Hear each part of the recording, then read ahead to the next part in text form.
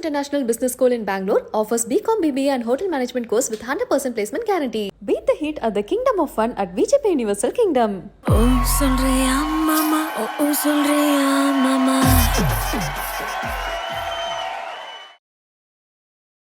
வணக்கம் behind Woods viewers. So இந்த ஒரு அழகான இடத்துல இன்னொரு ஸ்பெஷலான பர்சனை மீட் பண்ண போகிறோம். நம்ம இருக்க இடம் Crowne Plaza, Chennai Adyar Park, இந்த அமிர்தம் ஸ்ப்ரா. ஸோ இந்த இன்டர்வியூ எனக்கு மட்டும் இல்லைங்க, உங்களுக்கும் ரொம்ப வித்தியாசமாக இருக்க போகுது. எதனாலனா இப்போ நம்ம மீட் பண்ண போகிற பர்சன் அப்படி. ஸோ வாங்க.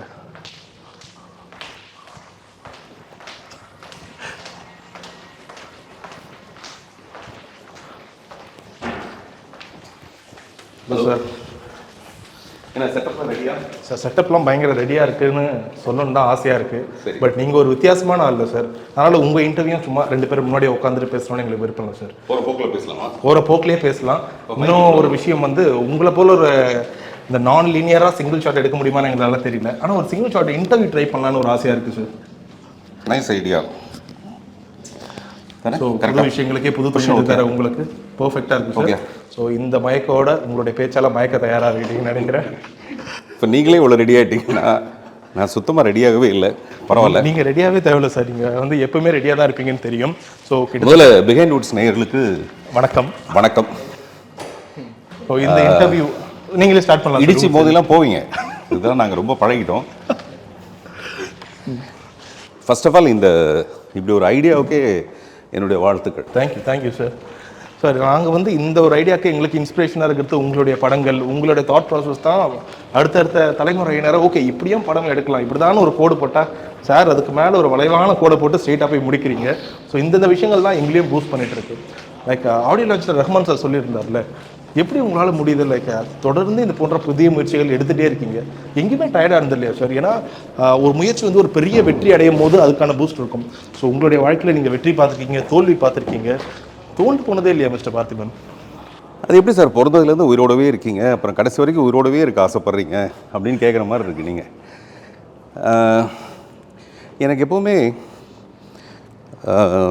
இப்போ பெரிய பெரிய படங்கள் வருதுன்னு வச்சுங்களேன், ரஜினி சார் படம் வருது, விஜய் படம் வருது, அது எந்த படம் வந்தாலும் அவங்க பண்ணுற படத்தை என்னால் பண்ண முடியாது. ஆனால் நான் பண்ணுற படத்தை அவங்களால பண்ணவே முடியாது கண்டிப்பாக அப்படிங்கிற மாதிரி என்ன விஷயம் அப்படின்னு யோசிச்சு பார்ப்பேன். சரி, எல்லாருக்குமே கேக் வாக்கு மாதிரி இருக்கிறது கிடையாது வாய்ப்புகள். கண்டிப்பாக எனக்கு நான் வாய்ப்பு கிடைக்கிறது எனக்கு ரொம்ப பெரிய விஷயமா இருந்தது. ஆனால் அதை விட காப்பாற்றிக்கிறதுங்கிறது கிட்டத்தட்ட இந்த 30 வருஷமாக 32 வருஷமாக புதிய பாதையப்போ நான் இப்போ எப்படி இருந்தனோ அதே மாதிரி தான் இப்போவும் இருக்கேன். அதாவது நீங்கள் சொல்கிற மாதிரி அதே வேகம், அதே உத்வேகம், வேகம் மட்டும் இல்லை உத்வேகம், இந்த மாதிரி.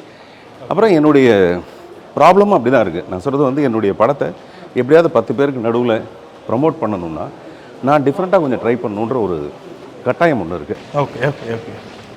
அப்புறம் நான் இப்போ பண்ணுற இந்த படத்துக்கான இப்போ வாங்க டக்குன்னு எடுத்துருங்க. சார், உங்கள் படத்துக்காக வெயிட்டிங் செய்கிறேன் இருக்குது. First day first show sir. Thank you. இந்த மாதிரி யார் வெயிட் பண்ணுறீங்கன்னு நானும் பார்த்துக்கிட்டே இருக்கேன். உண்மையிலேயே இந்த ஃபஸ்ட் டே ஃபஸ்ட் ஷோ பார்க்குறவங்க யார்? அது எப்போவுமே தியேட்டருக்காரவங்க என்ன சொல்கிறாங்கன்னா, பெரிய பெரிய ஆர்டிஸ்ட் நடித்த படங்கள் மட்டும்தான் ஒரு ஓப்பனிங் இருக்குது, தியேட்டரில் வராங்க அப்படின்ட்டு. பட் எனக்கு நம்பிக்கை என்ன இருக்குன்னா, யங்ஸ்டர்ஸ், இன்றைக்கி இருக்கிற யங்ஸ்டர்ஸ் டெஃபினட்டாக புதுமையான முயற்சிகளுக்கு டெஃபினட்டாக அவங்க வந்து ஒரு முக்கியத்துவம் கொடுப்பாங்க. இப்போ நீங்கள் இந்த வருஷத்தில் வந்த படங்கள் நீங்கள் கணக்கு போட்டு பார்த்தீங்கன்னா, கேஜிஎஃப் மாதிரி, விக்ரம் மாதிரி மிகப்பெரிய கலெக்ஷன் படங்கள் இருக்குது. But at the same time Iravin Nizhal மாதிரி யூனிக்கான ஃபிலிம்ஸ் எனக்கு தெரிஞ்சு ஒன்றாவது இந்த வருஷத்தில் வந்திருக்குமான்னு தெரியாது. நான் சொல்கிறது 1897 இருந்தே இப்படி ஒரு படம் எடுத்ததில்லை. அப்போ நான் என்ன நினைக்கிறேன்னா, அந்த மாதிரி ரொம்ப யூனிக்கான ஒரு ஃபிலிமை எடுத்த முதல் ஆள் நானாக இருக்கணும். எப்போவுமே நமக்கு ஏதாவது மாம்பழம் கிடைக்கணுன்னாவே நம்ம நிறைய தவம் இருக்கணும். Hi, waiting for your lover. காஃபிக்காக வெயிட் பண்ணுறீங்களா? மீட்டிங் அதான். யாருமே ஆப்போசிட்ல யாருமே இல்லையே, தனியாக பேச ஆரம்பிச்சிட்டிங்க நீங்கள். இதுக்கப்புறம் ஊரே உங்களை பற்றி பேசும். படம் வந்ததுக்கு அப்புறமேல. அதனால இப்போ அப்படியே ரொம்ப நல்ல பொண்ணு மாதிரி அப்படியே ஒழுக்கமாக நீங்கள் பாருங்கள், பார்த்தா பக்கத்து வீட்டு பொண்ணு மாதிரி இருக்குது. ஆனால் வந்து படத்தில் பிச்சு உதறி இருக்காங்க. உட்காருங்க, நம்ம இந்த பொண்ணோட ஒரு தடவை கடலை போட்டு போகலாமே. ஓகே.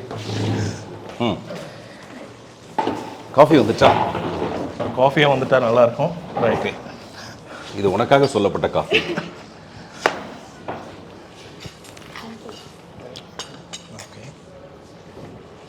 ஸோ நம்ம தொடருவோம் நம்மளுடைய கண்டிப்பா சார். பேச்சை. சார் இப்போ ஸோ பிரிகிடா வந்து இந்த படத்தில் சிலக்கமான ஒரு கதாபாத்திரம். ஓகே, படத்தில் ஒரு முக்கியமான ஒரு 3 பெண்கள் இவன் வாழ்க்கையில் இவன் சந்திக்கிறான். இவனுடைய வாழ்க்கைங்கிறது எந்த குழந்தையும் நல்ல குழந்தை தான் மண்ணில் பிறக்கையிலே அவன் நல்லவனாவதும் தீவனாவதும் அன்னை வளர்ப்பினிலேன்னு ஒரு எம்ஜிஆருடைய பாடல் இருக்குது. அந்த மாதிரி இவன் என்னவா பிறந்தான், எப்படி அவனுடைய வாழ்க்கை ஆரம்பிச்சதுன்றதை பொறுத்து தான் அவனுடைய முழு வாழ்க்கையுமே அமையுது.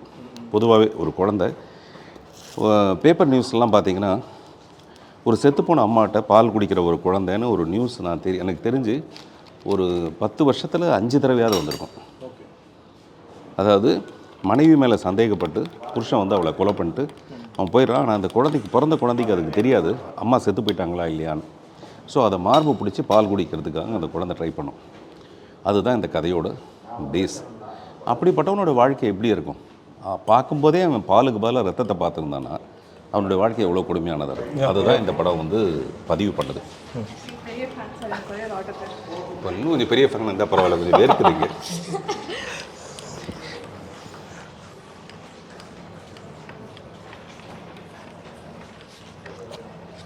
தேங்க்யூ.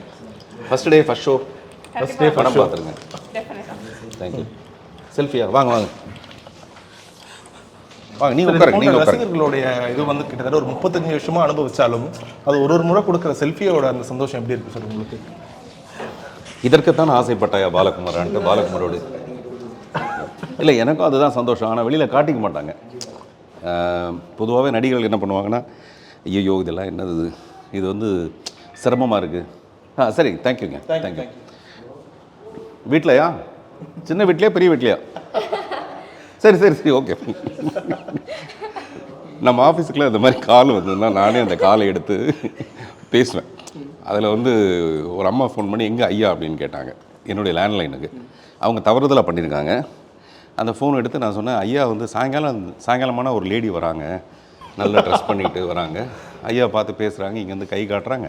அதுக்கப்புறம் ஐயா வந்து ஃப்ரெஷ்ஷாக ட்ரெஸ் போட்டுட்டு கிளம்பி போயிடுறாரு. எங்கே போகிறாருன்னு தெரியல. அந்த அம்மா பயங்கர என்ன சொல்கிற நீ ஆச்சா பூச்சான்னு கற்றுனாங்க. சரி எங்கே போயிருக்காருன்னு, எங்கே போகிறான்னு தெரியலங்க, டெய்லி அந்த மாதிரி தான் போகிறாரு, எனக்கே கொஞ்சம் மனசு வருத்தமாக தான் இருக்குது அப்படின்னு சொல்லி ஃபோனை கட் பண்ணிட்டார். என்ன ஆகுதுன்னு தெரியாது. ஸோ அந்த மாதிரி இவன் வாழ்க்கையில் இவன் சந்தித்த 3 பெண்கள் இந்த கதைக்குள்ளே அதில் ஒரு முக்கியமான ஒரு கதாபாத்திரமாக பிரிகிடா நடிக்கிறாங்க. அவங்க நடிக்கிறாங்கன்னு சொல்கிறத விட நடிக்காமல் இருக்கிறாங்கன்னு சொல்லலாம். அதனால் இந்த படத்துக்கு அப்புறமேல டெஃபினட்டாக பெருசாக சொல்ல முடியாது. இந்த என்ன விலைன்னு வேணால் கேட்டு வைமா, வாங்கி வச்சிடலாம், வாங்கிடலாம். சார் இப்போ உங்களுடைய படங்கள் ஒவ்வொரு படம் எடுக்கும் போதும் ஓகே பார்த்திபன் சார் என்ன பண்ணாலும் ஒரு வித்தியாசமாக பண்ண போகிறாருன்னு சொல்லுவாங்க. ஸோ இது எதுக்காச்சும் உங்களுக்கே ஒரு தடங்களாக வந்திருக்கா? வெறும் படங்களும் இல்லை, இவர் பேச போனால் வித்தியாசமாக பண்ண போகிற, ஒரு ஸ்டேஜில் ஒரு ஈவன் ஒரு கல்யாணத்துக்கு போய் ஒரு பரிசு கொடுத்தாலும் ஒரு வித்தியாசமாக தான் பண்ண போகிறான்றாங்க. ஸோ இந்த எதிர்பார்ப்பு என்னைக்காச்சும் உங்களுக்கு ஓகே நம்மகிட்டேருந்து எதிர்பார்க்குறாங்க, அப்போ இன்னும் வித்தியாசமாக தான் பண்ணணும்னு சொல்லிட்டு என்னைக்காச்சும் இது ஒரு தடையாவோ ஓகே இன்னொரு டென்ஷன் க்ரியேட் பண்ணிட்டு இருக்கா? பட் ரொம்ப கஷ்டப்பட்டு ஒரு வெற்றி கிடைக்குது பாருங்கள். அந்த வெற்றி முழுமையான என்னுடைய வெற்றியாக இருந்தால் அதில் எனக்கு பெருமை. சரி, இப்போ இதில் வந்து யாரோ ஒருத்தர் கதை எழுதி, யாரோ ஒருத்தர் வசனம் எழுதி, யாரோ ஒருத்தர் நடித்து, யாரோ ஒருத்தர் டைரக்ட் பண்ணி, இப்போ சுழல் வந்து உலகம் பூரா பெரிய பேர். அதில் என்னுடைய பங்கு ஒரு சின்ன பங்கு, அந்த கதாபாத்திரம் நான் நடித்தேன், அவ்வளோதான் எனக்கு அதில் பங்கு. நீங்கள் யோசிச்சு பாருங்கள், அந்த கதையை நானே டைரக்ட் பண்ணி நானே ப்ரொடியூஸ் பண்ணி கிடைச்சா அது எவ்வளோ பெரிய லாபங்கள. அதுதான் என்னுடைய ஆசை. Okay okay. உங்களுக்கு யார் ரொம்ப நெருக்கம், நடிகர் பார்த்திபனா இல்லை இயக்குனர் பார்த்திபனா? நெருங்க முடியாதவன் வந்து இயக்குனர் பார்த்திபன். இப்போ நீங்கள் சொல்கிற மாதிரி இந்த கேள்விகளுக்கு பின்னாடி அவனுடைய அடுத்த படைப்பு என்னன்னு அவனுக்கே தெரியாது. பட் என்ன ஆசையாக இருக்கும்னா, செய்யாததை நம்ம செய்யணும். டெஃபினட்டாக இந்த சிங்கிள் ஷாட்டுங்கிறது வந்து ரொம்ப ஆட்டிட்டிங்களா, சரி பரவாயில்ல விடுங்க, இது என்ன மாவு மாதிரி சம நேரத்தில் ஆட்ட வேண்டியதான். நடிகர் பார்த்திபன் இல்லைன்னா என்னுடைய பொருளாதாரம் வந்து ரொம்ப மோசமாக இருக்கும். நான் வந்து படம் எடுக்கிறதுக்கு முக்கியமான காரணமே வந்து நடிகர் பார்த்திபன். அப்புறம் அந்த டைரக்டர் பார்த்திபனுக்குள்ளே இருக்கிற அந்த க்ரியேட்டிவிட்டியை இந்த நடிகர் பார்த்திபனுக்கு அவர் தீனி போடுறாரு. ஸோ அப்படியே நாங்கள் 2 பேரும் அந்த இரட்டை பிறவிகள் மாதிரி. இல்லை ஒருவேளை நான் இந்த மாதிரி வைக்கலாமே, இப்போது நீங்கள் நிறைய இன்டர்வியூ ரொம்ப எத்தனை இயக்குனர் எப்படின்னா சொல்லுவாங்கன்னு தெரியல, நீங்கள் சொல்வீங்க நான் படம் பண்ணியிருக்கேன் ஆனால் அந்த படம் வந்து சரியாக போகலை, அடுத்த ஒரு 4 படம் நான் நடித்தாதான் என்னோட அடுத்த படத்துக்கான ஒரு படம் என்னால் உருவாக்க முடியுதுன்னு சொல்கிறீங்களா சார்? ஒருவேளை இப்போ நீங்கள் தொடர்ந்து உங்களுக்கு படம் பண்ண முடியுது, நிறைய ப்ரொடியூசர்ஸ் உங்ககிட்ட வராங்க, ஸோ அப்போ நடிகர் பார்த்திபன் அவர்களை எப்படி பார்க்க முடியும்? இல்லை இயக்குனர் பார்த்திபனே தொடர்ந்து இப்போது 15ன்றது ஒரு 50-100 படங்கள் பண்ணியிருப்பாரு. இல்லை அவ்வளோ படம் நான் பண்ணியிருக்கிறதுக்கு வாய்ப்பு எப்படி இருந்திருக்குன்னா, எனக்கு வெளி ப்ரொடியூசர்ஸ் அமைஞ்சிருந்தாங்கன்னு வச்சுங்களேன், ஒரு வருஷத்துக்கு 3 படம் பண்ணக்கூடிய அளவுக்கு என்கிட்ட திறமை இருக்குது, வேகம் இருக்குது. நான் சொல்கிறது டைரக்ட் பண்ணி நடிக்கிற அளவுக்கு. சப்போஸ் நான் நடிக்காமல் வேறு ஒரு நடிகரை வச்சு நான் பண்ணுறேன்னு வச்சுங்களேன், அப்போ எனக்கு வந்து அந்த வேகம் இன்னும் கொஞ்சம் அதிகமாக இருக்கும். இப்போ நான் வந்து சமீபத்தில் அந்த சந்தோஷத்தை அனுபவித்தேன். அபிஷேக் பச்சனை வச்சு நான் ஒத்த செருப்பு படத்தை ஹிந்தியில் பண்ணேன். என்னுடைய வேலை வெறும் டைரக்ஷன். அது ஏற்கனவே எடுக்கப்பட்ட படம். ராஜா சார் வந்து ஒத்த செருப்பு படம் பார்த்துட்டு அவர் சொன்னது வந்து, இதுக்கு மேலே நீ என்னையா பண்ணிவிடுவேன், அவ்வளோதான். அப்போது நான் ரொம்ப சர்க்காஸ்டிக்காக சிரித்தேன். இதுக்கு மேலே பண்ணுறதுக்கு என்கிட்ட ஒரு படம் இருக்குது, இரவின் நிழல். அது அப்போவே என்கிட்ட அந்த ஸ்கிரிப்ட் இருக்குது. அடுத்த படம் இதுதான் நான் முன்னாடி தீர்மானிச்சிருந்தேன். நான் மட்டும் இல்லை, என் கூட இருக்க கிருஷ்ணமூர்த்தின்னு கோ டைரக்டர், அவரும் சிரித்தார். சார் இதை விட கில்லாடியாக நாங்கள் ஒரு படம் வச்சுருக்கோம் அப்படின்ட்டு. ஆனால் அவருக்கு அது தெரியல. ராஜா சார் போயிட்டார். அவருக்கு வந்து இந்த படத்தை நான் ஹிந்தியில் டைரக்ட் பண்ணி கொண்டு போய் காமிச்சேன். அப்போ அவர் சொன்னார், இதுக்கு மேலே என்ன பண்ணிவிடுவேன்னு கேட்டேன். பட் இவ்வளோ பெரிய படம் பண்ணியிருக்க நீ அதை, அதாவது தமிழ் படத்துக்கும் ஹிந்தி படத்துக்கும் அவ்வளோ வேரியேஷன் என் டைரக்ஷனில். நல்லா இருக்குல்ல? சூப்பராக இருக்குது. அதை அப்படியே போட்டுகிட்டே அப்படியே ஒரு கிளம்பு. தேங்க்ஸ்மா, தேங்க்ஸ் ஃபார் த காஃபி. நமக்கு அப்படியே கால் ஷீட் வந்து அடுத்த படத்துக்கு இல்லைம்மா, என் படத்தை தான் இன்ட்ரடியூஸ் பண்ணியிருக்கேன், அதனால் கொஞ்சம் ஞாபகம் வச்சுருக்கேன். ஓகே. ஸோ அப்படின்னு சொல்லிட்டு ஒத்த செருப்பு பண்ணிவிட்டு, இப்போ நான் இரவின் நிழல் படத்தை ரஹ்மானோட பண்ணும்போது ஒரே நேரத்தில் இந்த பக்கம் ஒத்த செருப்பு ஹிந்தி, இந்த பக்கத்தில் இரவின் நிழலோட ரஹ்மான் சாரோடைய, ஒரே நேரத்தில் ராஜா சாரோடையும். சில நேரத்தில் தான் வானத்தில் வந்து சூரியனும் சந்திரனும் ஒன்றா சேர்ந்து தோன்றும். அந்த மாதிரியான ஒரு 2 பேருடைய அந்த ஜேர்னி ரொம்ப ஹாப்பியாக இருந்தது. ஓகே சார், இப்போது இந்த படத்தோட தொடக்கம் எப்படி சொல்ல, இப்போ உங்கள் வீட்டில் அந்த ஒரு பெரிய பெட்டியில் ஒரு 70 கதைகள் தூங்கிட்டு இருக்குன்னு சொல்கிறீங்க. ஸோ அதுலேருந்து எடுத்த ஒரு கதையா, இல்லை அந்த ஒரு ஸ்பார்க் எப்போ ஆரம்பிச்சிது சார்? இப்போ ஒத்த சிறப்பு அப்போயே உங்களுக்கு இரவின் நிழலுக்கான விஷயத்துக்கு நீங்கள் ரெடியாக இருக்கீங்க. ஸோ எப்போ ரெடி பண்ணீங்க இந்த இரவின் நிழல்ன்ற ஒரு விஷயத்தை? ஒத்த செருப்போட வெற்றி வந்து உடனடியாக ஊர்ஜிதமாகலை. அது வந்து ரொம்ப ரொம்ப காலதாமதமாச்சு.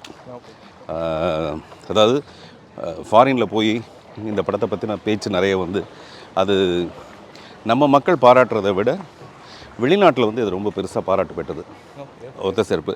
அப்புறம் நெட்ஃப்ளிக்ஸில் வந்து எல்லோரும் படம் பார்த்துட்டு, இந்த படத்தை நாங்கள் ஏன் தவற விட்டோம், முன்னாடியே பார்த்துருக்கலாமே அப்படின்லாம் சொன்னாங்க. அப்போ தான் அதோட வெற்றி ஊர்ஜிதமாச்சு. Okay okay okay. ஸோ நான் சொன்ன மாதிரி ஏற்கனவே அதில் இருந்து ஒரு எப்படி பார்க்குறீங்க சார் ஒத்த செருப்பு என்ன மாதிரி ரிசீவ் ஆச்சுன்னு பார்க்குறீங்க? ஏன்னா இதுக்கு முன்னாடி நீங்கள் எடுத்த நிறைய எக்ஸ்பெரிமெண்டல் மூவிஸ் சில நேரங்களில் பாசிட்டிவாக அமைஞ்சிருக்கு, நெகட்டிவாக அமைஞ்சிருக்கு. ஸோ ஒத்த செருப்பு உங்களுக்கு கொடுத்த ஒரு மிகப்பெரிய ஒரு அங்கீகாரமோ இல்லை ஒரு பலமாக என்ன பார்க்குறீங்க? இன்னொரு விஷயம், ஓகே நான் இதுவும் ஒன்று எக்ஸ்பெக்ட் பண்ணேன், அது கொஞ்சம் கிடைக்காம போச்சுன்னு அது மாதிரி ஏதாச்சும் இருக்கா? அதான் கிடைக்காம போனது உடனடியான வரவேற்பு. ஓகே, ஒரு வருஷம் கழித்து இந்த படம் ரொம்ப பிரமாதமான படங்க அப்படின்னு சொல்லிட்டு எல்லாரும் சொன்னாங்க. அப்புறம் இந்த படத்தை நாங்கள் ஏன் மிஸ் பண்ணோன்னு தெரியல, மிஸ் பண்ணியிருக்கக்கூடாத ஒரு படம் இது அப்படின்னு நெட்டிசன்ஸ்லாம் ரொம்ப வருத்தப்பட்டாங்க. அந்த மாதிரி இருக்கக்கூடாதுன்னு நினைக்கிறேன். சத்யஜித் ராய்க்கு வந்து ஆஸ்கார் அவார்டு கொடுக்கும்போது அவர் டெத் பெட்டில் இருந்தார். அங்கே கொண்டு போய் கொடுத்துட்டு ஆஸ்காரில் அனௌன்ஸ் பண்ணும்போது அது வந்து ஸ்க்ரீனில் தான் காமிச்சாங்க. அவரால் இந்த நிகழ்ச்சியில் கலந்துக்க முடியல. பட் இந்த ஹானரரி அவார்டு அவர் கொடுக்குறோன்ட்டு அவர் அதை எடுத்து வச்சுட்டு ஒரு குழந்தை மாதிரி, இந்த மாதிரி அவார்டு எனக்கு இப்போவாது கிடைச்சதேன்னு எனக்கு மகிழ்ச்சி அடைகிறேன்ற மாதிரி ஏதோ சொல்கிறாரு. நான் என்ன நினைக்கிறேன், ஒரு கலைஞனை காலத்தோடு பாராட்டணும். உங்களுக்கு குறிப்பாக எந்த படம் அப்போது இந்த விஷயம் வந்து ரொம்ப சரி நான் இவ்வளோ கஷ்டப்பட்டு இல்லை ரொம்ப ஆசைப்பட்டு எடுத்த படம் இது, ஆனால் இந்த படத்தை எனக்கு பெருசாக நீங்கள் கொண்டாடாமல் விட்டீங்கன்னா இப்போ வரைக்கும் இருக்க வருத்தம் என்ன படம்? ஹவுஸ்ஃபுல் வந்து 2000 தேசிய விருது பெற்ற படம். ஆனால் அந்த படம் வந்து கமர்ஷியலாக கலெக்ஷன் ரீதியாக அது ரொம்ப பெருசாக போகல. அதே மாதிரி குடைக்குள் மழை. ஓகே, குடைக்குள் மழையும் அந்த மாதிரி ஒரு பெரிய என்ன சொல்கிறது, எனக்கான ரொம்ப அதிகமான எதிர்பார்ப்பு இருந்த படம்.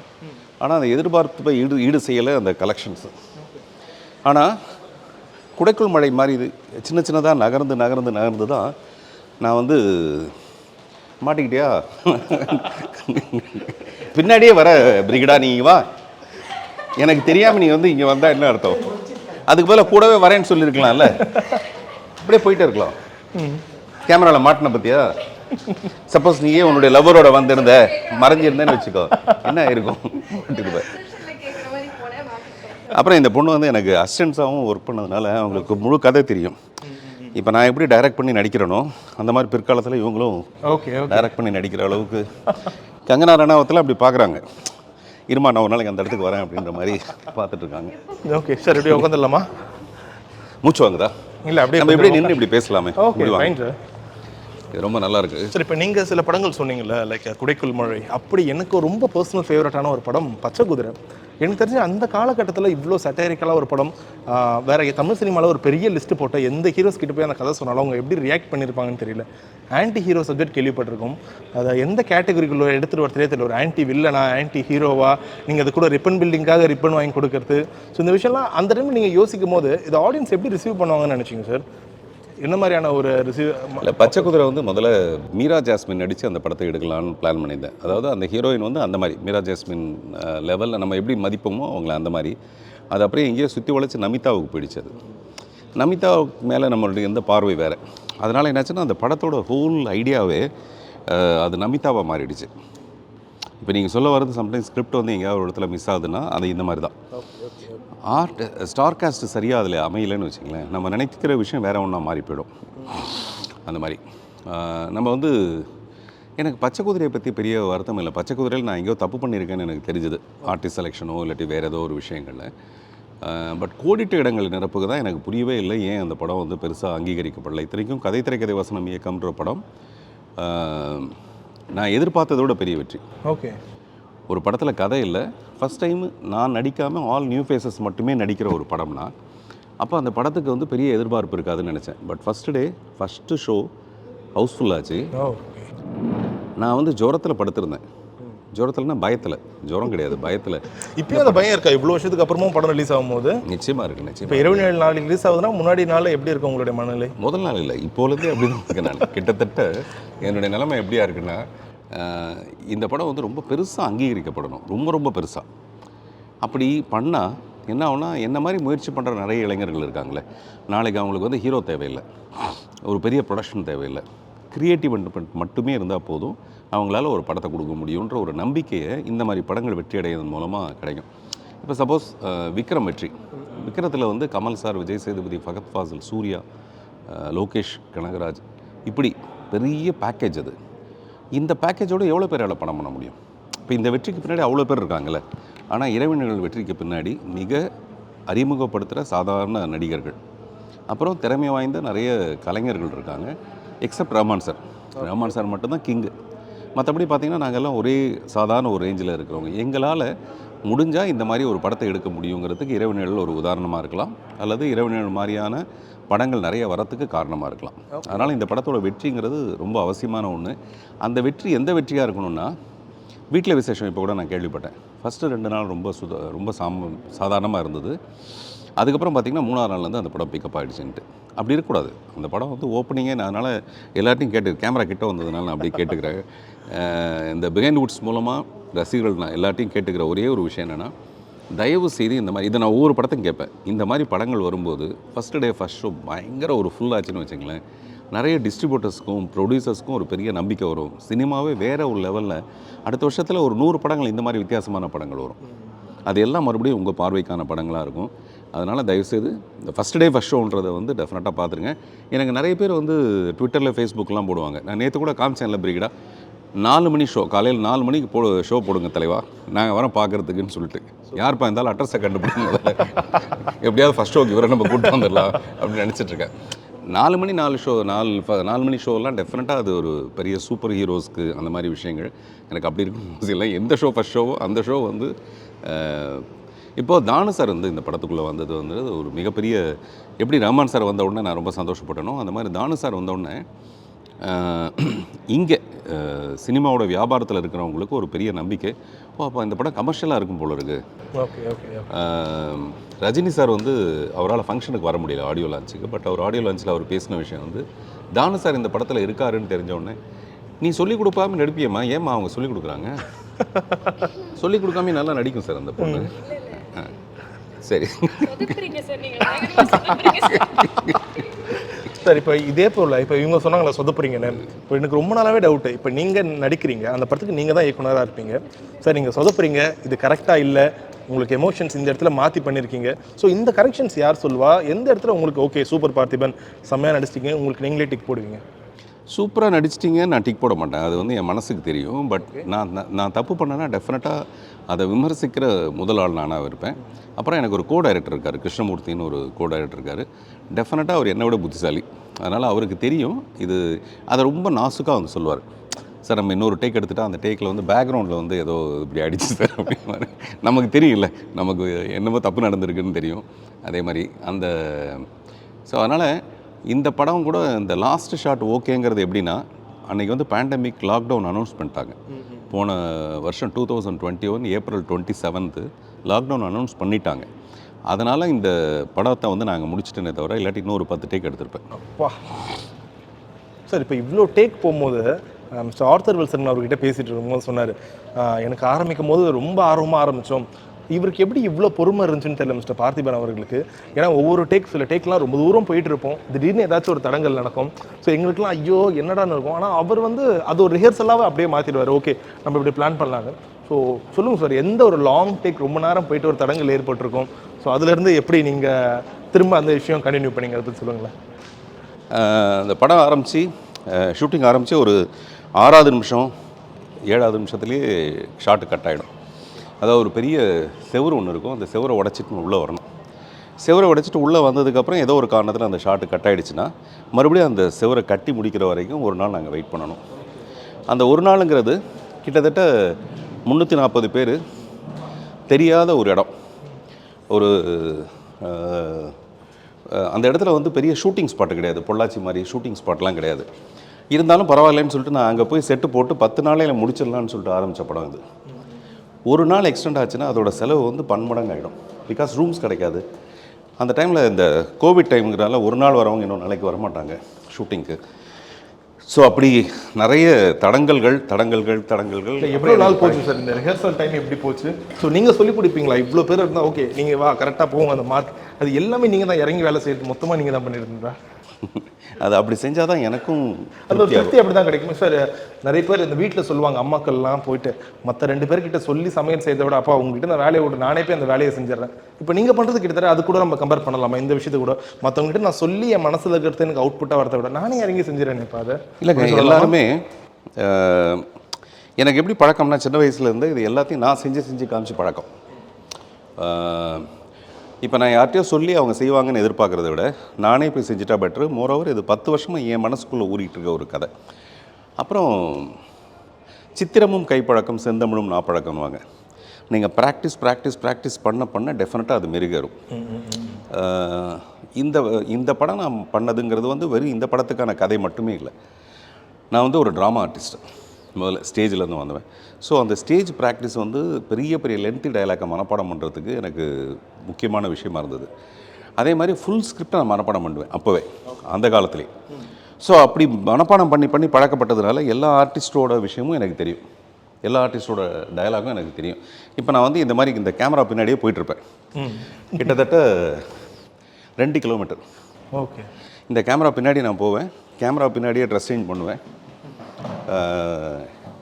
கெட்டப் சேஞ்ச் இருக்குது இதில். ஒரு 50 வயது மனிதனுடைய ஃப்ளாஷ்பேக் தான் இந்த படம். Okay okay okay. ஃபஸ்ட்டு நான் வந்து இதில் லீனியர் நான் லீனியர்னு அதை பற்றி சொல்லணும். இந்த படத்தை ரொம்ப முக்கியமாக நம்ம ஒரு பிரச்சனைக்கு உள்ளாகிற விஷயமே, நீங்கள் இப்படி வந்துட்டிங்கன்னா நான் ஃபேவர் ஆவேன். கண்டிப்பாக சார். இதெல்லாம் தான் பிரச்சனை. என்னென்னா ஒரு டைரக்டராக இருக்கிறதுனால இல்லை, நமக்கு எது ஃபேவராக இருக்குது இதெல்லாம் நாங்களே செட் பண்ணிக்க முடியும். இப்போ கேமரா இங்கே வந்தால் நம்ம இங்கே தான் உட்காரணும், அந்த மாதிரி. ஃபஸ்ட்டு வந்து லீனியர் நான் லீனியர்னு ஒரு விஷயம். நம்ம இது வரைக்கும் இதான் முதல் தடவையாக ஒரு விளம்பரத்தில் த வேர்ல்ட்ஸ் ஃபஸ்ட் நான் லீனியர் சிங்கிள் ஷார்ட் ஃபில்ம்னு போடுறோம். நிறைய பேருக்கு அது என்ன நான் லீனியர்னு புரியல, அதை புரிய வைக்க வேண்டியது கட்டாயமாக இருக்குது. சிங்கிள் ஷாட்ன்றது உலகத்தில் இது வரைக்கும் சில படங்கள் வந்திருக்கு. அந்த படங்கள் எல்லாமே நெக்ஸ்ட் மொமெண்ட்டை கேட்ச் பண்ணுற ஒரு படமாக இருக்கும். இப்போ நம்ம இப்படி வந்தோம்ல, இப்போ நீங்கள் சிங்கிள் ஷாட் சொல்கிறது இது எல்லாம் இதுதான். அடுத்தடுத்த மொமெண்ட்டில் என்ன கிடைக்குதோ அதை வச்சு எடுக்கிறது. இது வந்து நீங்கள் 5 மணி நேரத்துக்கு கூட எடுக்கலாம், ப்ரொவைடட் அந்த ஆர்டிஸ்ட் ரொம்ப ஸ்ட்ராங்காக இருந்தாங்க, டெக்னீஷியன்ஸ் இந்த மாதிரி ரொம்ப பர்ஃபெக்டாக கொஞ்சம் கூட ஷேக் பண்ணால் பாருங்கள் அவ்வளோ அழகாக ஒரு ரவுண்ட் ராலி போட்ட மாதிரி எடுக்கிறாரு பாருங்கள். இப்படிலாம் எடுக்கிறதா இருந்தால் எந்த அழகு கிடைச்சாலும் அதுக்குள்ளே பூந்துடுறாரு பாருங்கள். அந்த ஒரு கேப் வழியாக விட்டு ஆட்டுறது இதெல்லாம் இந்த மாதிரியான டெக்னீஷியன் தான் 5 மணி நேரம் கூட நம்ம ஒரு படம் எடுக்கலாம். ஆனால் இந்த கதை பின்னோக்கி நகருது. இப்போ நம்ம பேசிகிட்டே இருக்கும்போது ஏன் சார் நீங்கள் வந்து ஸ்கூல் படிக்கும்போது அப்படின்னு சொன்னீங்கன்னா நான் ஸ்கூல் படிக்கிற பருவம் வரும். Okay okay okay. அது எப்படி வரும் இந்த ஷாட்டில்? ஸோ அதுதான் இந்த படத்தில் பண்ணியிருக்கிறது நான் லீனியர் இப்போ மெத்தடில். உங்களுக்கு என்னைக்கா சந்தேகம் வந்திருக்கா? இப்போ நம்ம இந்த விஷயம் சொல்கிறோம், ஒருவேளை மக்களுக்கு புரியாமல் போயிட்டா, இல்லை சில பேருக்கு வந்து ஓகே ஒரு கன்ஃபியூஷனான ஸ்டேட்டில் உட்கார வச்சுட்டுருமா, அந்த ஒரு சந்தேகம் என்னைக்காச்சும் வந்திருக்கா சார்? என்றைக்கு வந்ததுன்னா இந்த படத்தை வந்து ஒரு 10 தடவை ஷோ போட்டோம். இங்கே இருக்கிற பெரிய டைரக்டர்களை கூப்பிட்டு போட்டு காமிக்கலாம் படத்தை, அவங்க என்ன ஃபீல் பண்ணுறாங்கன்ட்டு.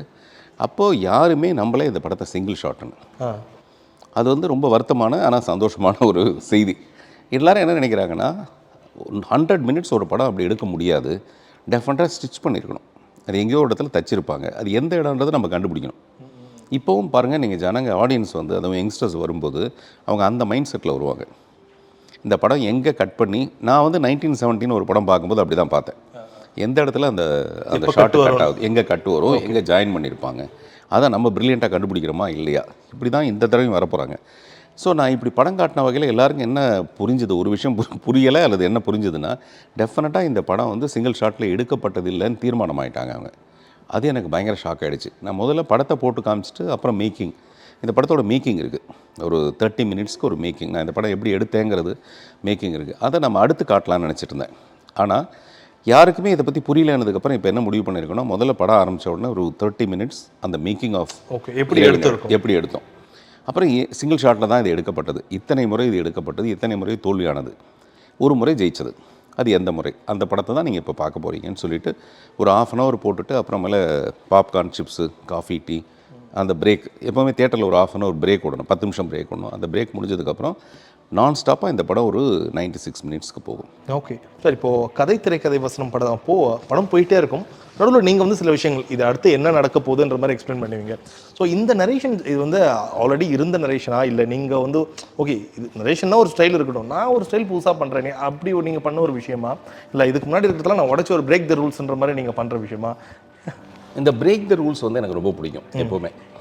இப்போது டிஸ்கஷன் அப்போ யாராவது சொல்லுவாங்க இது இப்படி பண்ணக்கூடாதுங்க அப்படின்னு சொல்லுவாங்க. நான் சொல்லுவேன் இப்போ பண்ணால் என்னவாகும் அப்படின்னு. முதல்ல இந்த உலகம் வந்து சதுரம்னு எல்லோரும் நம்பிட்டு இருந்தாங்க.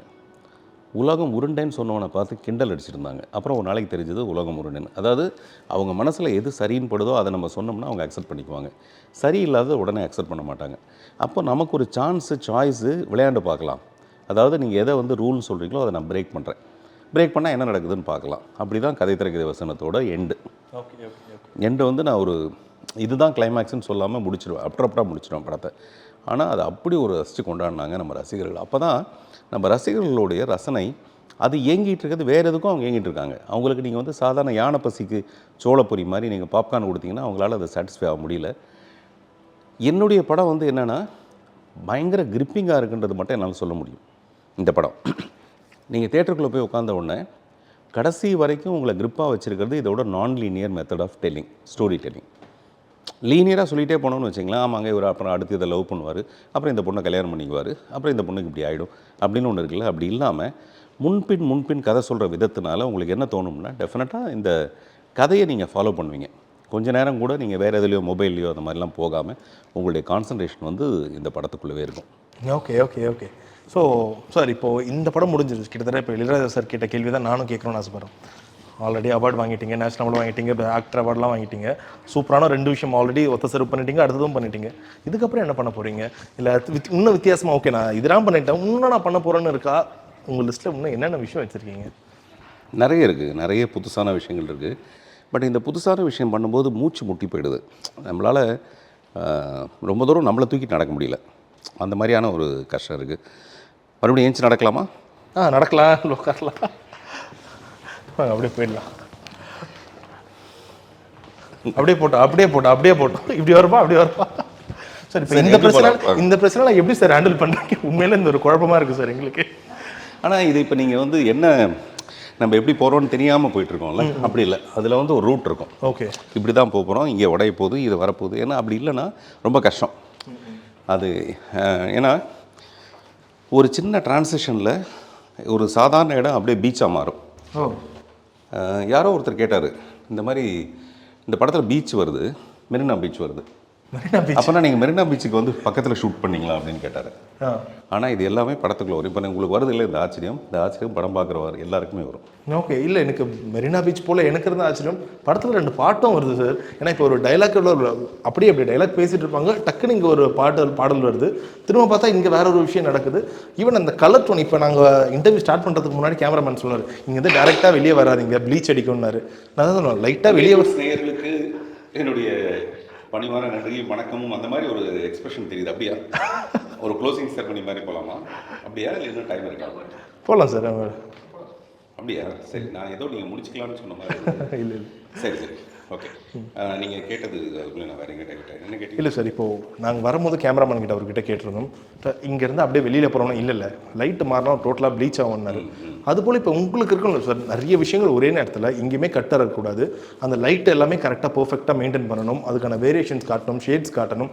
ஸோ இந்த விஷயம் எல்லாத்தையுமே எப்படி ஒரே ஆளால் பண்ண முடிஞ்சுது? இல்லை அதுக்கான இந்த ஸ்பார்க்கோ இல்லை என்னென்ன விஷயம் பிளான் பண்ண வேண்டியது இருந்துச்சு சார் எக்ஸ்ட்ராவாக? மற்ற படங்களுக்கு பண்ணாத ஒரு விஷயம் இதுக்கும் நான் பண்ண வேண்டியது இருந்துச்சுன்னா? இந்த மாதிரி தான் ரொம்ப சின்ன விஷயத்தில் பாருங்கள், இங்கேருந்து ஒன்று எடுத்தோம்னா என் கண்ணு வரைக்கும் பியூட்டிஃபுல்லாக லைட் வருது. ஒருத்தன் க்ரியேட்டிவாக இருந்துட்டானா இந்த உலகத்தில் ஒரு சின்ன பகுதிக்குள்ளேயே உண்டு. உதாரணத்துக்கு கிணற்று தவளைன்னு சொல்லுவாங்க. கிணற்று தவளை என்ன அர்த்தம்னா ஒரு குறுகிய இடத்துக்குள்ளேயே அவன் இருக்காண்டு. நான் கிணற்று தவளையை வச்சு ஒரு படம் எடுக்கலான்னு இருக்கேன். கிணற்று தவளையோட பாயிண்ட் ஆஃப் வியூவில் அந்த ரவுண்டாக இருக்கிற வாட்டர் வந்து ஒரு உலகம், புரியுதா? கிணற்று தவளையோட பாயிண்ட் ஆஃப் வியூவில் அந்த கிணறுன்றதே ஒரு பெரிய உலகம். அதுக்குள்ளே இருக்கிற தென்படுற மேலேருந்து தொங்குற ஒரு பக்கெட்டு, இந்த மாதிரி ப்ராப்ஸை வச்சுக்கிட்டு மட்டுமே ஒரு படம் பண்ணலான்னு நினைக்கிறேன். எதுக்குன்னா நான் நினைக்கிறது வந்து அந்த மாதிரி நிறைய விஷயங்கள் இருக்குது எக்ஸ்ப்ளாய்ட் பண்ணுறதுக்கு. அடுத்த படம் முழுக்க காமெடி, ஓகே ஜாலி. வடிவேலை தவிர இது எல்லாரும், வடிவேல் தான் எனக்கு தெரிஞ்சு இன்றைய உலகத்தில் மிக சிறந்த நடிகர் வடிவேல். அவரை வச்சு ஒரு படம் பண்ணுறது இப்போதைக்கு கொஞ்சம் கஷ்டமாக இருக்குது. அதனால் அவர் இல்லாத ஒரு காமெடி படம் பண்ணலான்னு நினச்சிட்ருக்கேன், இது எல்லாரையும் வச்சு. Okay, fantastic sir. இப்போது இதே போன்ற உங்ககிட்ட இன்னொருத்தவங்க வந்து கேட்குறாங்க, சார் தொடர்ந்து இதே போன்ற பண்ணிட்டு இருக்கீங்க, நீங்கள் நடிக்காமல் ஃபுல் அண்ட் ஃபுல் ஒரு பெரிய ஹீரோ இல்லை ஒரு பெரிய ஒரு உச்ச நடிகர்களை வச்சு நீங்கள் அங்கே படம் பண்ணிங்கன்னா அந்த படம் என்ன மாதிரி ஒரு படமாக இருக்குன்னு உங்களுக்கு ஆசை? இல்லை அந்த மாதிரிக்கான ஸ்கிரிப்டும் வச்சுருக்கீங்களா சார்? தானு சார் நானும் இப்போ அடிக்கடி பேசிகிட்ருக்கோம். தானு சாருக்கு வந்து இந்த படத்து மேலே இருக்க நம்பிக்கையை பற்றியும், இந்த படம் முடிஞ்ச உடனே ஒரு பெரிய ஹீரோ, ஒரு பெரிய ஹீரோன்றது என்ன, ஒரு சேலபிள் ஹீரோ, அவருக்குன்னு ஒரு இமேஜு, அவருக்குன்னு ஒரு மார்க்கெட்டு, அதை என்னுடைய புத்திசாலித்தனத்தோடு சேர்ந்து பயன்படுத்தி ஒரு படம் பண்ணலாமா அப்படின்னு யோசிச்சுட்ருக்கோம். ஓகே. இப்போ அந்த படம்னா அந்த ஹீரோக்காக நான் ஒரு கதை ரெடி பண்ணுறேன் அப்படி இருக்க போதா, இல்லை மிஸ்டர் பார்த்திபனோட கதையில் அந்த ஹீரோ உள்ளே வர போகிறாரா? இதுதான் நான் ரொம்ப கிளாரிஃபை பண்ணணும்னு நினைக்கிற விஷயம். வந்து இப்போ ஒரு ஹீரோ வந்து என்னுடைய கதையை வந்து இந்த கதை நான் பண்ணணும்னு ஆசைப்பட்டேன்னு வச்சுங்களேன். மேபி அந்த ஹீரோவுக்கு வந்து இந்த படம் பண்ண வேணான்னு தோணலாம், அல்லது அவர் இன்னும் ஒரு 4 படம் பண்ணுறதுல ஒரு படம் இந்த ஸ்டைலில் இருக்கலாம், அதனால் இந்த கதை வேணான்னு அவர் நினைக்கலாம். இப்போ நான் ரொம்ப அடமெண்ட்டாக இல்லை இந்த கதை தான் பண்ணி ஆகணும்னு சொன்னேன்னு வச்சுங்களேன், அது எனக்கும் அவருக்கும் ஒத்து வராது. அதனால் நான் தானு சார்ட்ட என்ன செய்கிறேன்னா, நான் டைரக்ட் பண்ணுறேன், இவர் நடிக்கிறாரு, அக்ரிமெண்ட் போட்டுங்க, அந்த ஹீரோக்கிட்ட போய் நான் கதை சொல்கிறேன். ஒருவேளை அந்த கதை அவருக்கு பிடிக்கல அப்படின்னா வேற ஒரு கதை சொல்கிறேன், பிடிக்கலன்னா வேற ஒரு கதை சொல்கிறேன். இப்படி அவருக்கு எத்தனை தடவை அந்த கதை பிடிக்குதோ அது வரைக்கும் நான் ஒரு கதை சொல்கிறேன். அவ்வளோ கதைகள் வச்சுருக்கீங்க என்கிட்ட, அவ்வளோ கதைகள் இருக்குது. இல்லை நான் சொல்ல வர்றது, நான் அதில் அடமாக இல்லை, அதில் ஒரு பெரிய ஈகோ இல்லை எனக்கு. ஓகே. அவங்களுக்கு அந்த கதை திருப்தி ஆகிற வரைக்கும் பண்ணிவிட்டு, இந்த கதை ஓகேனதுக்கப்புறம் அது என்னுடைய பொறுப்பில் விட்டுருங்க, அதோட ஸ்க்ரீன் ப்ளே என்னுடைய ஸ்டைலில் இருக்கும். ஓகே. இப்போ நீங்கள் என்ன நினைக்கிறீங்க, இப்போ பெரிய ஹீரோஸ் நடிக்கிற படம்லாம் அது ஒரு வேற ஒரு டெம்ப்ளேட்டில் இருக்கு, லைக் அவங்க எல்லா ஆடியன்ஸும் கவர் பண்ணணும்னு நினைக்கிறீங்க. இப்போ நீங்கள் பண்ணுற படங்கள் வந்து உங்களுக்குன்னு ஒரு மோட்டோ இருக்குது, இந்த லட்சியத்தை நான் அடையணுன்ற மாதிரி உங்களுடைய படங்கள் இருக்குது. ஸோ இது ரெண்டுமே இணையறதுக்கு இப்போ சாத்தியம் இருக்கா சார்? அந்த சாத்தியக்கூறுகள் தெரியுதா? ஹீரோஸ் ரெடியாக இருக்காங்க, உங்களுக்கு அந்த வருத்தம் இருக்கா? பெரிய ஹீரோஸ், ஏன்னா நீங்கள் நிறைய முறை ரொம்ப ஓப்பனாக சொல்லியிருக்கீங்க, லைக் ஃபெஸ்டிவல் டைமில் பெரிய ஹீரோஸ் படங்கள் இல்லை, சின்ன படங்கள் விடுங்கன்னு சொல்கிற ஆள் நீங்கள். ஸோ அப்படி இருக்கும்போது உங்களுக்கு அந்த வருத்தம் இருக்கா, லைக் பெரிய ஹீரோஸ் இந்த மாதிரி வித்தியாசமான படங்களும் பண்ணுங்களா, அப்போ தானே பார்க்குறவங்களும் ஓகே இவரே இப்படி படம் பண்ணும்போது மற்றவங்களும் பண்ணுவாங்கன்ற தோணும்? இல்லை, அது எனக்காகவே நான் கேட்குறது தான், அது எனக்காகவே. ஏன் நல்லா இருக்குமே, லிஃப்ட்டில் போனால் அப்படியே போய் பார்க்கலாமே, வாங்க திடீர்னு அந்த மாதிரி மாறி பார்க்கலாம். அமைக்கி பாருங்க, அது அமைக்கி பாருங்க, ஏதோ ஒரு பட்டன் அமைக்கி பாருங்க.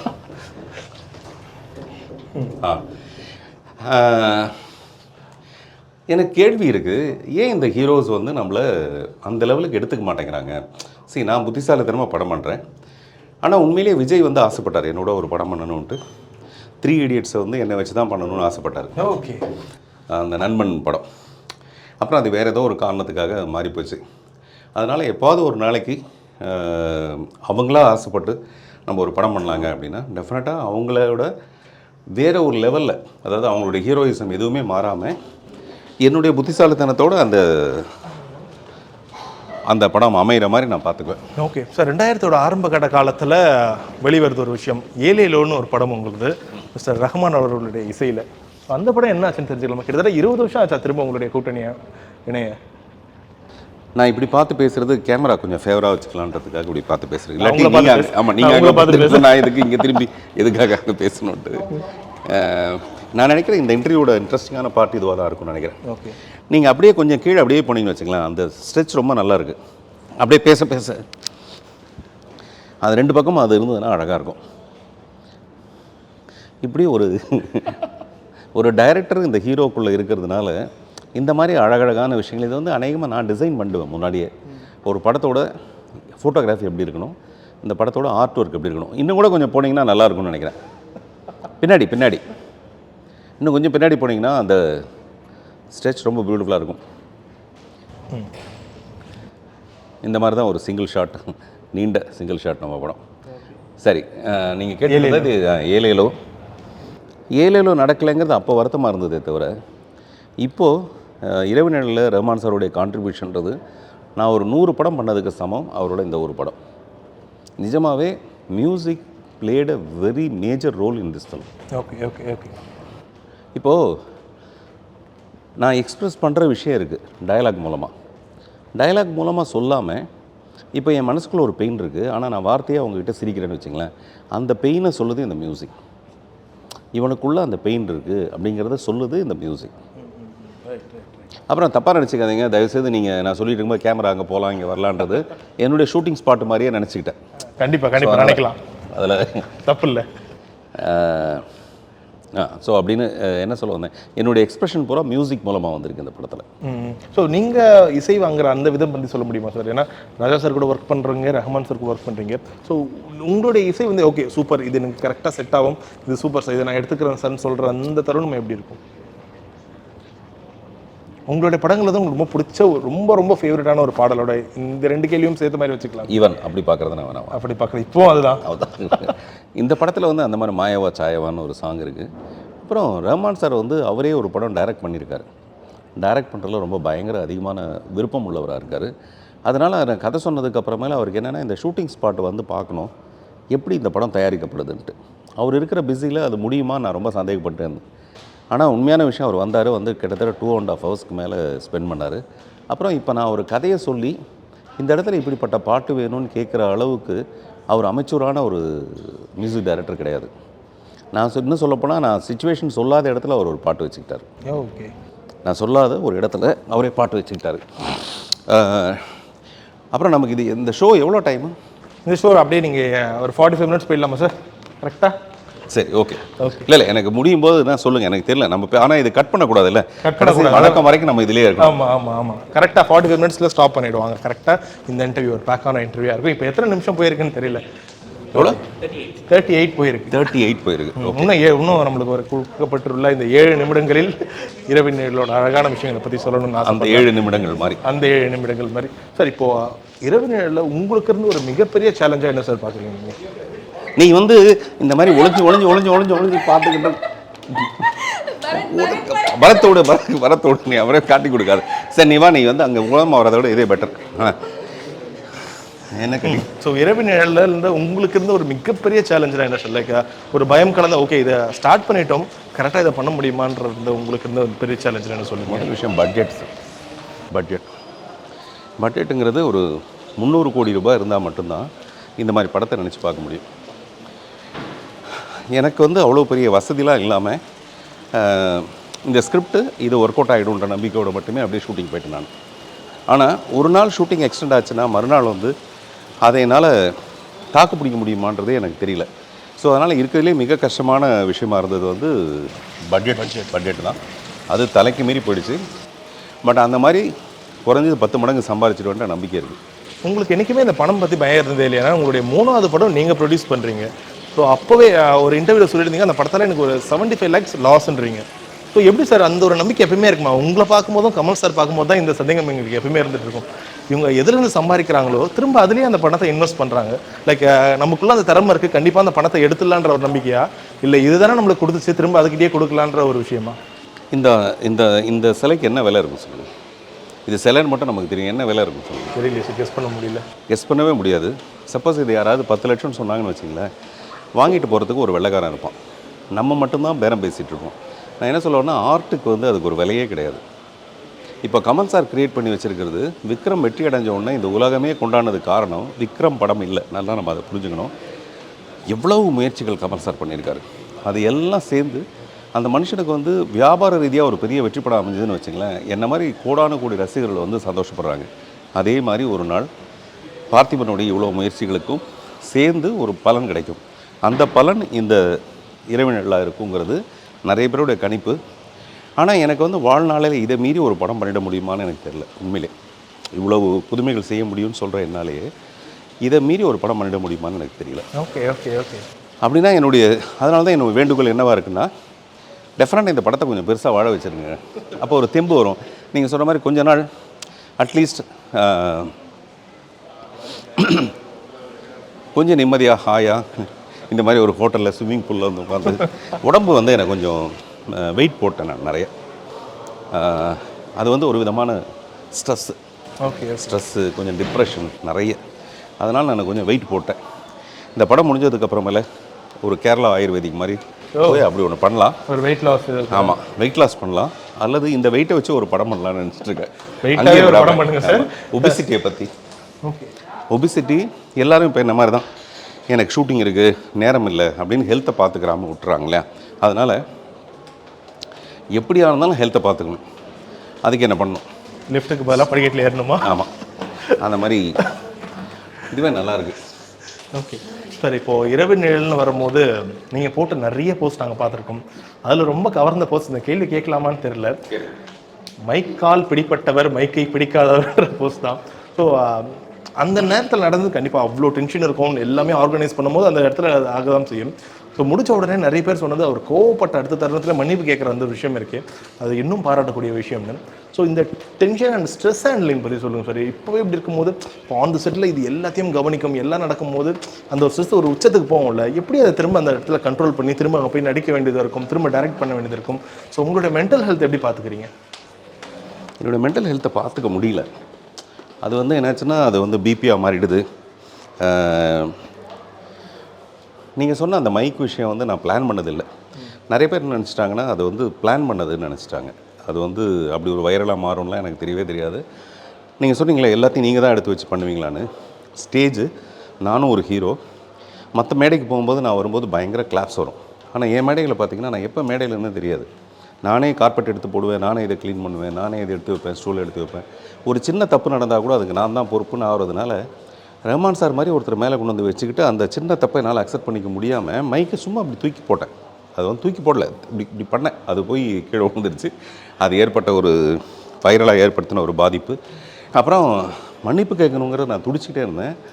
2 நாளாக ரஹ்மான் சார் என்கிட்ட பேசலை. அடுத்த 2 நாள் எனக்கு பயமாகிடுச்சு. என்னடா அது இவ்வளோ பெரிய ஒரு ஆளை கூப்பிட்டு வந்து வச்சு நம்ம அவமானப்படுத்தின மாதிரி ஆகிடுச்சு. அப்புறம் அவர் வந்து எல்லாத்தையுமே ரொம்ப அன்போட மட்டுமே நீங்கள் போகலாம் சார், நீங்கள் போங்க, அன்போடு மட்டுமே அவர் நேசிக்கிற ஒரு மனுஷருக்கு வந்து இந்த மாதிரி ஆகிடுச்சாரு. அப்புறம் 3rd டே அவர் சொன்னார், அது மாதிரிலாம் ஒன்றுமே கிடையாது, நோ இஷ்யூஸ், எப்படியும் அது வைரல் ஆகிடுச்சு இல்லை, அது வரைக்கும் சந்தோஷம் அப்படின்னு சொல்லிட்டு. Okay okay okay. ஸோ மொத்தத்தில் இரவு நிழல் எப்படி வந்திருக்கு சார்? உங்கள் மனசுக்கு ரொம்ப நிறைவாக இருக்கும்னு நினைப்பேன். அதே போல் ட்ரெய்லரை பார்க்கும்போதே அவ்வளோ ஆத்தென்டிக்காக இருக்குது. சில விஷயங்கள்லாம் ஓகே, இந்த விஷயம்லாம் ஒரு டச் பண்ணியிருக்காரு, இது எப்படியான மக்கள் ஏற்றுக்க போகிறாங்க, இல்லை ஏன்னா இப்போ பிரச்சனை பண்ணுறதுக்குனே நிறைய பேர் கூட்டம் இருப்பாங்க. ஸோ இதை பார்க்கும்போது இந்த விஷயம்லாம் நீங்கள் டச் பண்ணும்போது ஒரு தயக்கம் இருந்துச்சா? இது எப்படி போய் மக்கள்கிட்ட ரிசீவ் ஆக போகுது, ஒருவேளை இதை வச்சு ஒரு பிரச்சனை ஆரம்பிச்சா? ஏன்னா இப்போ இந்த கடைசியாக காட்டுற அந்த ஒரு ஆஃப் நியூட் ஷாட்லாம் ரொம்ப ஒரு ஷாக்கிங்காகவும் இருக்குது, தமிழ் சினிமாவுக்கு ரொம்ப புதுசாகவும் இருக்குது. ஸோ இந்த ஒரு தைரியம் எப்படி பிறந்தது, அதை வச்சு சொல்லுவோம்ல. நிறத்துபியங்கள் ரேடியோவில் டிவியில் சொல்கிறானே, எதுக்கடி பலூன் ஊதி பறக்க விடுறதுக்கா அப்படின்னு ஒரு டயலாக் புதிய பாதையில் 32 வருஷத்துக்கு முன்னாடி என்ன மாதிரி அனாதைகள் உருவாகாமல் இருக்கிறதுக்கு தான் முடிப்பேன். ஆனால் நிறத்துபியங்கள்னு சொன்னோன்னே எல்லாரும் முகம் சொல்லிப்பாங்க. ஆமாம், அது வந்து அரசாங்கத்தோட விளம்பரம். நம்ம திரையில் பார்ப்போம், சுவரில் பார்ப்போம், அப்படியான ஒரு விளம்பரம் அது. அதை சொல்கிறதுக்கு என்ன கூச்சம் அப்படிங்கிற மாதிரி. ஆனால் எனக்கு வந்து அந்த அதிர்ச்சி தேவைப்பட்டது. அப்புறம் எதை நீங்கள் அதிர்ச்சியாக பார்க்குறீங்களோ அதை பயன்படுத்தும். இந்த படத்தில் அந்த மாதிரி ஒரு குறைஞ்சபட்சம் ஒரு 7 அதிர்ச்சி இருக்குது. அவ்வளோவும் நீங்கள் சமாளிச்சிக்குவீங்களான்னு தெரியாது. ஆனால் நிஜ வாழ்க்கையில் நிதர்சனத்தில் நீங்கள் தெரிஞ்சிக்க வேண்டிய அல்லது உங்களால் அக்செப்ட் பண்ண முடியாமல் இருக்கும். ஆனால் இந்த படத்தில் அதுதான் ஒரு புதுமையான ஒரு திரைக்கதையோட போக்காக இருக்கும்னு நான் நினைக்கிறேன். ஸோ மொத்தத்தில் இரவு நிழல் யாருக்கான படமாக இருக்க போகுது? நான் நினச்சிட்டு இருந்தேன் இந்த படம் வந்து 20 to 30 அந்த ஏஜ் குரூப்பில் இருக்க இளைஞர்களுக்கான படமாக இருக்கும்ட்டு. இப்போ படம் பார்த்த நிறைய பெண்கள் சொன்னாங்க எங்கள் அம்மாவுக்கு இந்த படம் பிடிக்கும். அதே மாதிரி நிறைய பெண்கள் ஒரு 40-50s இருக்கிறவங்க கூட, உதாரணத்துக்கு தனஞ்சயன் சாருடைய மிஸ்ஸஸ் கூட படம் பார்த்துட்டு ரொம்ப எமோஷ்னலாக என்ன மாதிரி பெண்களுக்கு இந்த படம் பிடிக்குங்க. இப்போது அதில் நான் சொன்னேன்ல அதிர்ச்சியான சில விஷயங்கள் இருக்குதுன்னு சொல்லிட்டு, அதை வந்து வாழ்க்கையில் நீங்கள் நடைமுறையில் எங்கேயோ ஒரு பாதையில் பார்க்குறது தான். ஒரு கெட்ட வார்த்தை பேசிட்டு போகிறதுங்கிறது தெருவில் நீங்கள் கேட்குறது, அது ஒன்றும் புதுசான விஷயம் கிடையாது. ஸோ அதனால் இந்த படத்தை வந்து இந்த டார்கெட்டட் ஆடியன்ஸ் 20 to 30 அப்படிலாம் ஒதுக்காமல் இந்த படத்தை எல்லாரும் விரும்பி பார்ப்பாங்கன்னு நான் நினைக்கிறேன். ஓகே, ஸோ நீங்கள் படத்தில் சொன்ன மாதிரி தான், it does not matter who matters the மேட்டர்ன்ற மாதிரி. Doesn't matter who matters the matter, that is the matter. So படத்தில் மட்டும் இல்லை, இந்த இன்டர்வியூ ஃபுல்லாக எங்களுக்கு ஒரு புதிய பாதை அமைச்சு நிறைய பாதைகளை காமிச்சிங்க. So thank you so much for time sir. இந்த மாதிரி ஒரு இன்டர்வியூ அக்செப்ட் பண்ணதுக்கு ரொம்ப நன்றி. முதல்ல நான் நினச்சதை விட பாருங்கள், இதுக்கு நடுவில் எங்கேயோ, ஆனால் இது வந்து என்னென்னா இந்த மாதிரி ஒரு 5 ஸ்டார் ஹோட்டல் பெருசாக இடைஞ்சல் வரத்துக்கு வாய்ப்பு கிடையாது. அங்கே வந்து ஒரு சின்ன குழந்தையிலேருந்து நாய், ஆடு, மாடு இது எல்லாமே நடிக்குது. அந்த நாய்க்குட்டி அந்த டைமில் அந்த ஃப்ரேம்குள்ளே அது வரணும், அது அந்த ஃபோக்கஸ்குள்ளே வரணும். அந்த பாயிண்டில் வரலைன்னா அது அவுட் ஃபோக்கஸ் ஆகிடும். ஸோ அந்த மாதிரி நிறைய இடைஞ்சலுக்கு நடுவில் நான் ஒரு படம் பண்ணியிருக்கேன், நல்ல ஒரு முயற்சி பண்ணியிருக்கேன். இப்போது பேன் வுட்ஸ் மாதிரி இப்போ இது வந்து உங்களுக்கு இருக்கிற பெரிய செல்வாக்குன்றது உங்களுடைய வியூவர்ஸ் அவங்க எல்லாரும் ஃபஸ்ட் டே வந்தாலே டிக்கெட் கிடைக்காது. அதனால் எல்லாருக்கிட்டையும் மறுபடியும் நான் எத்தனை தடவை சொன்னாலும் திருப்பி ரிப்பீட்டடாக சொல்கிற ஒரு விஷயம் வந்து இந்த மாதிரி படங்களை மிகப்பெரிய வரவேற்பு கொடுங்கன்றது என்னுடைய அன்பான வேண்டுகோள். Super, fantastic sir. ஸோ எங்கள் சப்ஸ்கிரைபர்ஸ் மட்டும் இல்லை, உங்களுடைய ரசிகர் மாதிரி இப்போ நீங்கள் வளர்றீங்க வச்சுங்களா, இங்கே ஒன்றும் பண்ண முடியாது, விட்டுடலாம். ஆமாம், அங்கே ஷூட்டிங்கில் வந்து ஐயோ கட்டு எல்லாரும் அப்படி மறப்பாங்க அவங்கள. ஓகே, ஸோ இந்த மாதிரி விஷயங்கள்லாம் நடக்காம அடுத்த இன்டர்வியூல இன்னும் ஒரு சிங்கிள் ஷாட்ன்ற மாதிரி ஒரு நான் லீனியர் சிங்கிள் ஷாட் இன்டர்வியூ பண்ண முடியாது. அதை நான் என் படத்தில் பண்ணியிருக்கேன். எதை நான் லீனியராக பண்ண முடியாதோ அதை தான் நான் பண்ணியிருக்கேன். ஓகே, ஸோ உங்களை மாதிரி பண்ண முடியாது, அதனால தான் சிங்கிள் ஷாட் இன்டர்வியூ ஓரளவுக்கு டீசெண்டாக ஹேண்டில் பண்ணியிருப்போம்னு நினைக்கிறேன். So thank you so much for the movie and all the best for the film sir.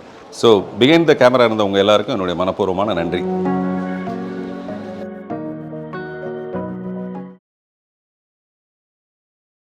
Best International Business School in Bangalore offers BCom BBA and Hotel Management course with 100% placement guarantee. Beat the heat at the Kingdom of Fun at VJP Universal Kingdom.